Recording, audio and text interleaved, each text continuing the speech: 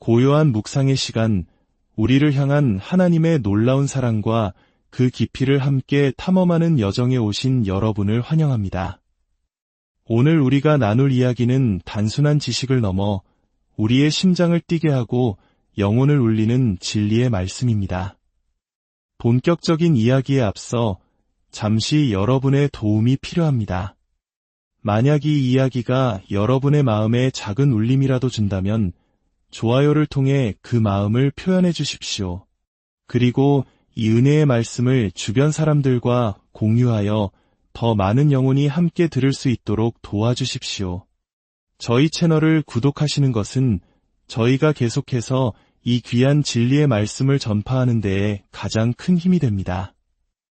여러분의 작은 행동 하나하나가 복음의 씨앗을 퍼뜨리는 귀한 사역의 일부가 됨을 믿습니다. 이 말씀을 듣고 나누는 모든 분들 위해 하나님의 크신 축복과 평강이 함께 하시기를 간절히 기도합니다.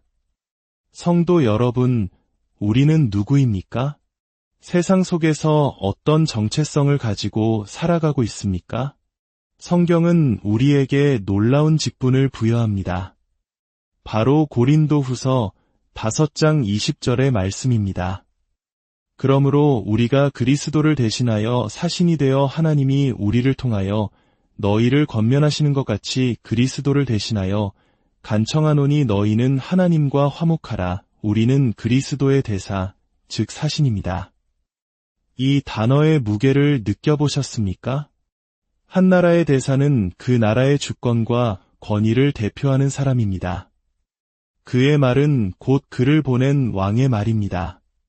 그런데 하물며 우리가 만왕의 왕이신 그리스도의 대사라니요. 이것이 얼마나 엄청난 은혜인지요.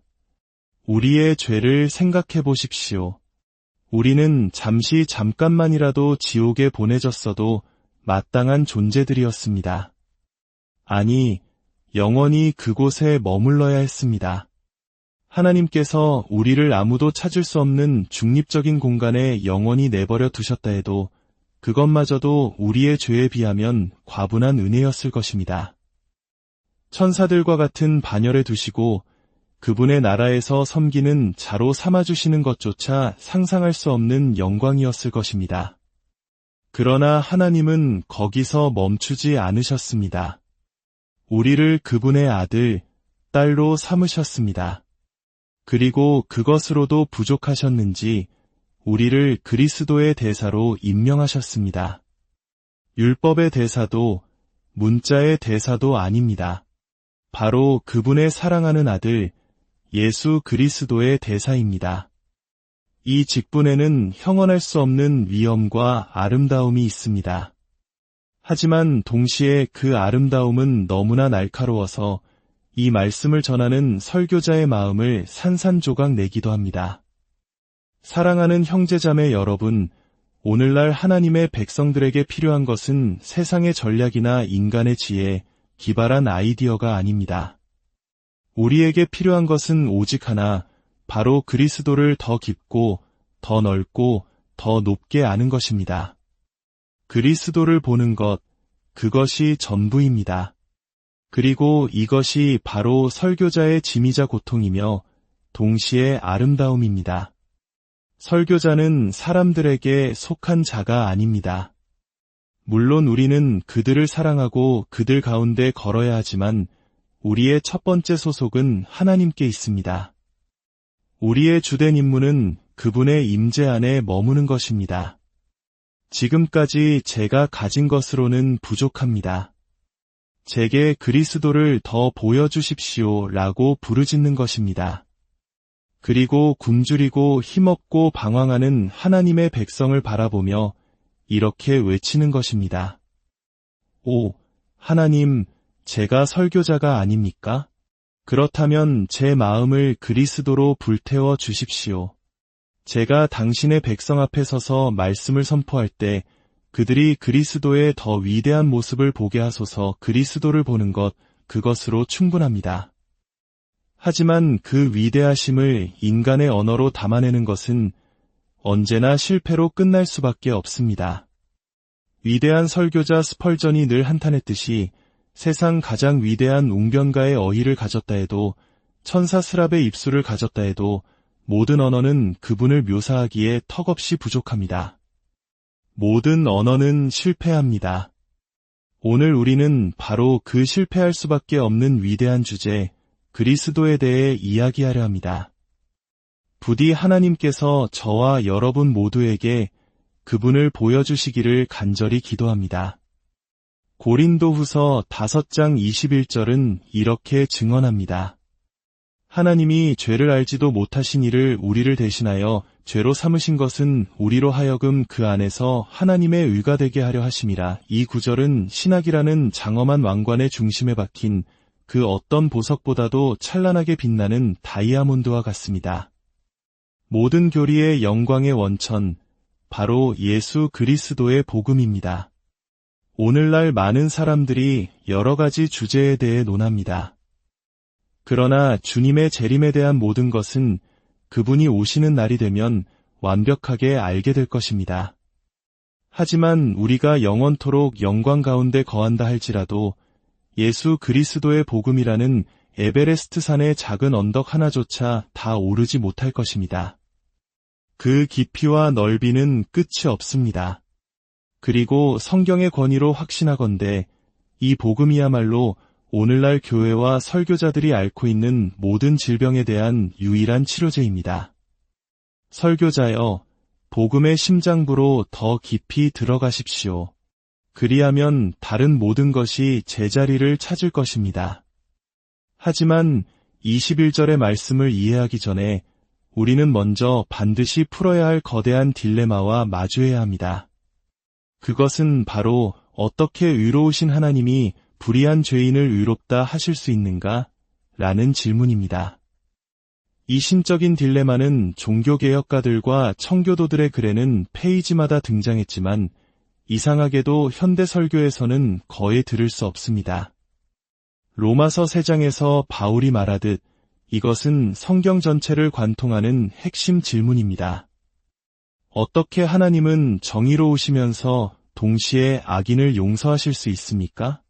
구약시대로 잠시 여행을 떠나봅시다. 출애굽기 34장에서 하나님은 모세에게 자신을 이렇게 나타내십니다. 여호와라 여호와라 자비롭고 은혜롭고 노하기를 더디하고 인자와 진실이 많은 하나님이라 인자를 천대까지 베풀며 악과 과실과 죄를 용서하리라. 그러나 벌을 면제하지는 아니하고 이 말씀 속에서 문제점을 발견하셨습니까? 하나님은 모든 종류의 죄를 용서하신다고 선포하십니다. 그런데 바로 뒤이어 결코 벌을 면제하지는 아니하리라고 말씀하십니다. 어떻게 이 두 가지 상반된 속성이 한 분 하나님 안에 공존할 수 있습니까? 시편 32편은 이렇게 노래합니다. 허물의 사함을 받고 자신의 죄가 가려진 자는 복이 있도다. 마음에 간사함이 없고 여호와께 정죄를 당하지 아니하는 자는 복이 있도다. 죄가 가려진다는 표현을 들으면 우리는 하나님을 찬양합니다. 하지만 잠시 생각해 보십시오.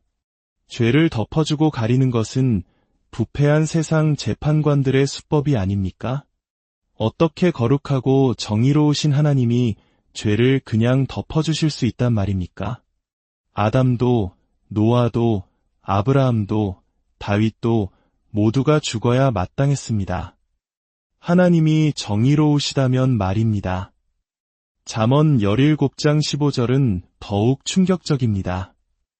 악인을 의롭다 하고 의인을 악하다 하는 이 두 사람은 다 여호와께 미움을 받느니라. 그런데 신약 성경, 특히 로마서에 오면 우리는 무엇을 듣습니까?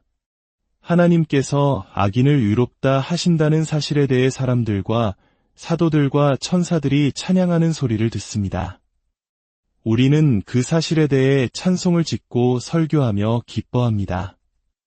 하지만 성경은 분명히 악인을 의롭다 하는 자는 하나님께 가증하다고 말합니다. 그렇다면 하나님은 어떻게 스스로 가증한 일을 행하시면서 악인을 의롭다 하실 수 있습니까? 이것이 바로 복음의 위대한 질문입니다. 그리고 그 해답의 실마리는 미가서 7장에서 발견됩니다. 주와 같은 신이 어디 있으리이까? 인애를 기뻐하심으로 진노를 오래 품지 아니하시나이다. 다시 우리를 불쌍히 여기셔서 우리의 죄악을 발로 밟으시고 우리의 모든 죄를 깊은 바다에 던지시리이다. 우리는 이 말씀으로 노래를 만듭니다. 하나님이 우리의 죄를 벗겨내어 땅에 던져 발로 짓밟으시고 거대한 공처럼 뭉쳐 깊은 바다에 던져 다시는 보이지 않게 하셨다고 기뻐합니다. 하지만 이 말씀이 그리스도 중심으로 해석되지 않는다면 아무 의미가 없습니다. 하나님은 당신의 죄를 그냥 벗겨서 땅에 던져 짓밟지 않으셨습니다. 당신의 죄를 비인격적인 것으로 취급하여 바다에 던지지도 않으셨습니다. 이 딜레마의 해답은 바로 이것입니다. 하나님은 당신의 죄를 벗겨내어 흠없는 어린 양, 예수 그리스도 위에 올려놓으셨습니다. 그리고 하나님의 진노 아래 그분을 짓밟으셨습니다. 하나님은 그분의 백성의 죄를 벗겨 공처럼 뭉쳐 그리스도에게 던지셨고 그 후 그리스도를 그분의 진노의 바다 속으로 던져버리셨습니다. 하나님께서 의로우시면서 동시에 죄인을 의롭다 하실 수 있는 유일한 길은 바로 대속물이 있었기 때문입니다.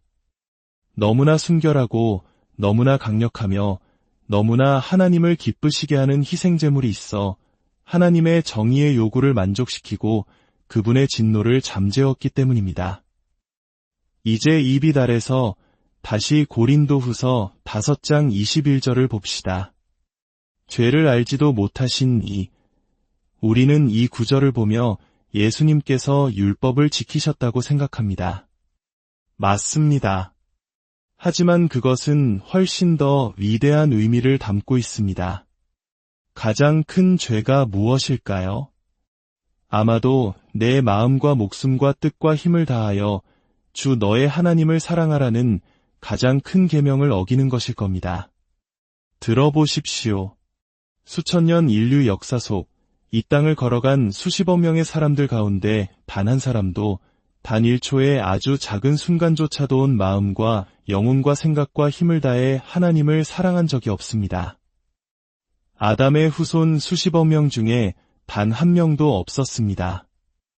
그러나 나사렛 예수는 단 한순간도 온 마음과 영혼과 생각과 힘을 다해 하나님 아버지를 사랑하지 않은 적이 없었습니다. 그분은 정말 놀라우신 분입니다. 이 사실 하나만으로도 그리스도인은 영원토록 경건한 삶을 살아갈 동력을 얻을 수 있습니다. 우리의 승리자, 우리의 정복자, 우리의 챔피언은 우리 모두가 할 수 없었던 일을 해내셨습니다. 그분이 우리와 같이 모든 일에 시험을 받으셨다는 말씀도 마찬가지입니다. 그 의미를 깊이 생각해 보십시오. 제 옆에 세계적인 역도 선수가 서 있다고 상상해 봅시다. 저와 그 사람의 어깨에 빈 봉을 올려놓습니다. 둘 다 괜찮습니다. 양쪽에 20kg 원판을 끼웁니다. 여전히 둘 다 괜찮습니다. 무게를 더 올려 100kg이 되었습니다. 저는 여전히 버틸 수 있습니다. 하지만 무게가 140kg을 넘어가자 제 다리는 떨리기 시작합니다. 내려가면 다시는 올라올 수 없을 것 같습니다. 하지만 그는 여전히 괜찮습니다. 무게가 180kg이 되자 그는 땀 한 방울 흘리지 않지만 저는 이미 땅에 쓰러져 산산조각 났습니다. 가장 작은 첫 번째 유혹조차 우리 중 가장 강한 자를 무너뜨렸습니다. 하지만 죄와 유혹은 계속해서 끊임없이 산더미처럼 그분 위에 쌓였습니다. 그러나 그분은 굳건히 서 계셨습니다. 우리 모두에게 닥친 모든 유혹을 합친 것보다 무한히 더 큰 시험이 그분께 임했지만 넓은 어깨와 깊은 가슴을 가지신 우리의 구원자께서는 모든 면에서 당신의 자리를 지키셨습니다. 그분은 챔피언이십니다. 하나님은 죄를 알지도 못하신 그분을 죄로 삼으셨습니다. 이 구절은 저를 두렵게 했습니다. 신학자 칼뱅은 이 구절 앞에서 두려워하는 것이 마땅하다고 말하며 너무 적게 말하여 성도들에게서 그리스도를 아는 영광을 빼앗지도 말고 너무 많이 말하여 신성모독의 영역에 들어가지도 말라고 경고했습니다. 그분이 죄가 되셨다는 것은 무슨 의미일까요? 그 해답은 우리가 어떻게 의롭게 되는지를 생각해보면 알 수 있습니다. 우리가 그리스도를 믿는 순간 우리 본성이 변화되어 완벽한 존재가 되었습니까? 결코 아닙니다. 우리가 그리스도를 믿었을 때 의가 우리에게 전가되었습니다. 법적으로 재판정에서 우리가 하나님 앞에서 의롭다고 선언된 것입니다. 그리고 하나님은 우리를 의인으로 대우하기 시작하셨습니다. 그렇다면 그리스도는 어떻게 죄가 되셨을까요? 갈보리 언덕에서 하나님의 백성의 죄가 그분께 전가되었고 그분은 법적으로 유죄 선고를 받으셨으며 죄인으로 대우받으셨습니다. 이 사실이 당신을 떨리게 합니까? 만약 그렇지 않다면 그것은 우리가 하나님의 속성을 충분히 이해하지 못하기 때문입니다. 완벽하게 거룩하신 하나님께서 죄인을 죄인으로 대하시는 것은 상상을 초월하는 공포입니다. 우리는 죄 속에서 잉태되고 태어나 죄악된 입술을 가진 사람들 가운데 살며 물 마시듯 죄를 마십니다. 그런 우리가 아버지와 완벽한 교제를 나누셨던 거룩하고 완전하신 아들이 죄를 짊어진다는 것이 어떤 의미인지 어찌 다 알 수 있겠습니까? 하지만 이야기는 여기서 끝나지 않습니다. 바울은 우리를 더 깊은 어둠 속으로 인도합니다. 갈라디아서 3장 13절입니다. 그리스도께서 우리를 위하여 저주를 받은 바 되사 율법의 저주에서 우리를 속량하셨으니 기록된 바 나무에 달린 자마다 저주 아래에 있는 자라 하였음이라. 그분은 죄가 되셨을 뿐만 아니라 저주가 되셨습니다. 산상수훈에서 우리는 복에 대해 듣습니다. 천국을 보고 하나님의 위로를 받습니다. 그렇다면 저주는 그 모든 것에 정반대일 것입니다. 복 있는 자는 천국에 들어가지만 저주받은 자는 거부당합니다. 복 있는 자는 위로를 받지만 저주받은 자는 진노의 대상이 됩니다. 복 있는 자는 하나님을 보지만 저주받은 자는 그분의 임재에서 끊어집니다.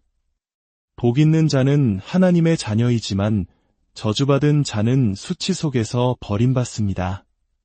내가 복을 받았다고 외칠 때마다 그 이면에는 그분이 저주를 받으셨다는 진실이 울려 퍼집니다.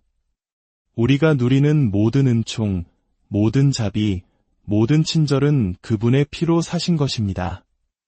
신명기에는 이스라엘 백성이 두 산 앞에 나뉘어 서는 장면이 나옵니다. 게리짐 산에서는 언약을 지키는 자에게 임할 모든 축복을 외칩니다.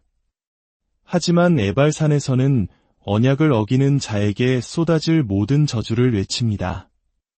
우리가 어느 산에 속해야 했는지는 길게 설명할 필요가 없을 것입니다. 그러나 여호와께서는 단 한 명의 신실한 종, 한 명의 증인, 한 명의 챔피언, 한 명의 아들, 한 명의 언약 준수자를 두셨습니다. 그리고 그 언약 준수자는 언약 파괴자들의 자리에 서서 그들이 받아야 할 저주를 대신 받으셨습니다. 갈보리 언덕에서 그리스도께서 나의 하나님, 어찌하여 나를 버리셨나이까 라고 외치셨을 때 아버지는 침묵으로 응답하셨습니다. 신명기에 기록된 모든 저주, 즉 혼란과 책망, 재앙과 광기, 흑암과 파멸의 저주가 그 아들 위에 쏟아졌습니다. 죄인의 삶의 순간 하늘은 이 저주를 외쳐야 마땅합니다. 당신이 걷는 모든 걸음, 쉬는 모든 숨결마다 당신의 귓가에는 저주받은 자, 저주받은 자, 저주받은 자라는 소리만 울려 퍼져야 했습니다. 그러나 우리의 맏형, 우리의 메시아, 하나님의 아들, 승리자이신 그분이 오셔서 우리의 자리를 대신하시고 우리를 대신하여 그 저주를 짊어지셨습니다. 이제 겟세마네 동산으로 가봅시다. 많은 설교자들이 그리스도께서 이 잔을 내게서 옮기시옵소서라고 기도하신 이유를 로마 군인의 채찍과 가시 면류관, 십자가에 못 박힘 때문이었다고 설명합니다. 그리스도의 육체적 고통이 중요하지 않았다는 것이 아닙니다. 그것은 절대적으로 필수적이었습니다. 하지만 그것이 전부였다고 말한다면 당신은 갈보리의 진실을 전하는 것이 아닙니다. 이후 3세기 동안의 순교 역사를 읽어보십시오. 예수님의 작은 제자들은 십자가로 끌려가면서도 어떤 이들은 거꾸로 매달리고 어떤 이들은 불에 타면서도 찬송을 부르며 주님처럼 죽는 것을 최고의 영광으로 여겼습니다. 그렇다면 구원의 창시자이신 예수님께서 고작 육체적 고통 때문에 동산에서 두려워 떠셨다는 것이 말이 됩니까? 그 잔에는 무엇이 들어 있었습니까? 시편 75편은 말합니다. 여호와의 손에 잔이 있어 술거품이 일어나는도다. 땅의 모든 악인이 기울여 마시리로다. 예레미야도 동의합니다. 이스라엘의 하나님 여호와께서 이같이 내게 이르시되 너는 내 손에서 이 진노의 술잔을 받아가지고 그 잔에는 전능하신 하나님의 진노가 담겨 있었습니다. 상상해 보십시오. 당신이 사는 작은 마을 바로 옆에 수천 킬로미터 높이와 너비의 거대한 댐이 있고 물이 가득 차 있습니다. 어느 날 아침 세상이 갈라지는 듯한 소리에 잠을 깨 창밖을 보니 댐이 무너져 하늘보다 높은 물벽이 당신을 덮쳐오고 있습니다. 당신의 힘으로는 결코 피할 수 없습니다. 당신은 죽을 것이고 이 땅에서 지워질 것입니다. 그런데 그 거대한 파도가 당신을 덮치기 직전 땅이 입을 벌려 그 모든 물을 삼켜버려 당신의 양말 한 짝조차 젖지 않게 합니다. 우리의 위대한 챔피언 그리스도께서 갈보리에서 하신 일이 바로 이것입니다. 우리의 죄를 짊어지시고 전능하신 하나님의 모든 진노를 받아내셨습니다. 어떤 사람은 이것이 우주적 아동학대라고 비난합니다. 제 마음은 울어야 할지 싸워야 할지 모를 정도로 아픕니다. 하지만 이것은 제게 가장 소중한 진리입니다. 왜냐하면 저의 죄가 너무나 커서 오직 이와 같은 위대한 일만이 저를 구원할 수 있기 때문입니다. 어떻게 한 사람이 몇 시간 동안의 고통으로 수많은 사람을 영원한 형벌에서 구원할 수 있느냐고요? 그 한 사람이 나머지 모든 사람을 합친 것보다 더 가치 있기 때문입니다. 이 세상의 모든 산과들, 모든 생명체, 모든 행성과 별, 모든 아름다움을 저울 한쪽에 올려놓으십시오. 그리고 다른 한쪽에 그리스도를 올려놓으십시오. 그분은 그 모든 것보다 무겁습니다. 형제자매 여러분, 이것이 우리가 좇는 분입니다. 우리의 모든 연구와 묵상은 더 똑똑해지기 위함이 아니라 그분의 영광을 바라보기 위함입니다. 그 영광이 우리를 아프게 하고 우리를 부수고 우리를 재구성하여 진정한 설교자, 진정한 증인으로 만들 때까지 말입니다. 영원전에 아버지와 아들 사이에 맺어진 사랑의 약속을 기억하십시오. 아버지는 말씀하셨습니다. 내 아들아, 여기 스스로를 완전히 망쳐버린 가련한 영혼들이 있구나. 나의 정의가 그들을 향해 만족을 요구하고 있다. 이 영혼들을 위해 무엇을 해야 하겠느냐? 아들은 대답했습니다. 오, 나의 아버지, 그들을 향한 저의 사랑과 긍휼이 너무나 큽니다. 그들이 영원히 멸망하느니 차라리 제가 그들의 보증인이 되겠습니다. 아버지, 그들의 모든 빈문서를 가져오십시오. 그들과의 계산이 나중에 다시는 없도록 모든 것을 가져오십시오. 저에게 모든 빚을 지우소서. 아버지는 응답하셨습니다. 하지만 내 아들아, 내가 그들을 대신한다면 마지막 한 푼까지 다 갚아야 할 것이다. 어떤 경감도 기대하지 말아라. 내가 그들을 아낀다면 나는 너를 아끼지 않을 것이다. 아들은 대답했습니다. 아버지, 만족합니다. 그렇게 하소서. 저에게 모든 것을 청구하십시오. 저는 그것을 감당할 수 있습니다. 비록 그것이 저의 모든 부유함을 비우고 저의 모든 보물을 텅 비게 할지라도 저는 기꺼이 그 일을 맡겠습니다. 아브라함이 그의 아들, 그의 유일한 아들, 그가 사랑하는 이삭을 모리아 산으로 데려가 제물로 바치라는 명령을 받았던 그 오래된 이야기를 기억하십니까? 노인은 슬픔 속에서도 순종하며 제단을 준비하고 그의 아들을 눕히고 칼을 높이 쳐들었습니다. 그의 의지가 하나님의 뜻에 굴복하는 순간 그의 손은 멈추어졌고 여호와 이레, 하나님께서 순양을 준비하셨다는 음성을 들었습니다. 우리는 이 이야기를 아름다운 결말이라고 생각합니다. 아닙니다. 그것은 결말이 아니라 막간이었습니다. 수세기가 흐른 후 2000년 전 막이 다시 올랐습니다. 거기에는 하나님의 아들, 그의 유일한 아들, 그가 사랑하는 이가 달려 있었습니다. 그리고 이번에는 아브라함의 손에 있던 칼을 아버지가 직접 드시고 그 칼을 자신의 아들의 가슴에 꽂으셨습니다. 우리는 이 진주의 대사입니다. 이 보물의 대사입니다. 어떻게 이런 일이 있을 수 있습니까? 사랑하는 성도 여러분, 이 자리에서 흩어져 각자의 삶으로 돌아가십시오. 그리고 그분을 찾고 또 찾으십시오. 당신의 삶을 통해 그분의 더 많은 영광을 드러낼 수 있도록 말입니다. 사람들이 이 진리를 깨달을 때 그들의 마음이 진정으로 거듭났다면 그들은 거룩함과 헌신 속에서 성장할 것입니다. 세상에 나가 정치나 윤리적 기준으로 사람들과 다투지 마십시오. 하나님이 누구시며 하나님이 무엇을 하셨는지를 선포하십시오. 산에 올라가 전하십시오. 그러나 산에 가기 전에 당신이 입을 열 때 당신 안에 전할 말씀이 있는지 확인하십시오. 그리고 기억하십시오.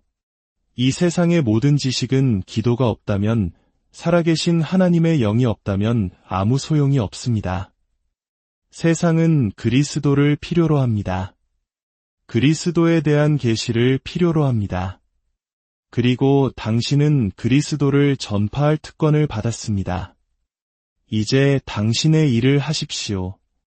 이 놀라운 복음의 이야기가 여러분의 삶의 깊은 울림과 위로가 되기를 기도합니다. 주님의 은혜와 평강이 언제나 여러분